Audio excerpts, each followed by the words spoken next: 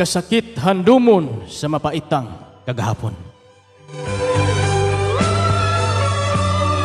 Kung diin kita, ikuso-kuso sa makusog nga unos sa kapalaran. Ato kining giantos ug gisagubang.